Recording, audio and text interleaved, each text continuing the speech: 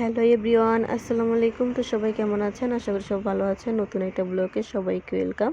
ছোট্ট একটা ব্লগ আপনাদের সাথে শেয়ার করেছি, আশা করি আপনাদের কাছে ভালো লাগবে।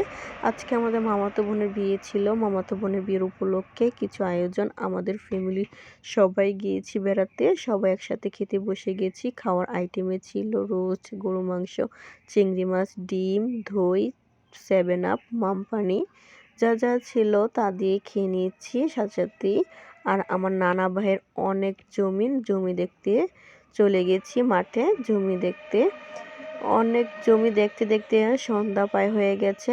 আর একদিক দিয়ে জামাই চলে এসে জামাইয়ের ভিডিও করতে ভুলেই গেছি জমি দেখতে দেখতে।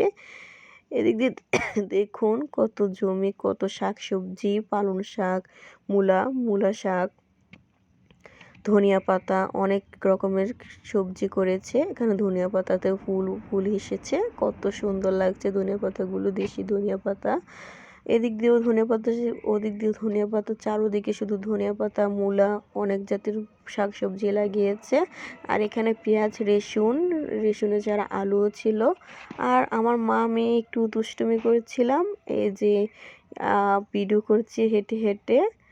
যদি আমার ভিডিও ভালো লেগে থাকে অবশ্যই লাইক, কমেন্ট, শেয়ার দেন, পাশে থাকবেন।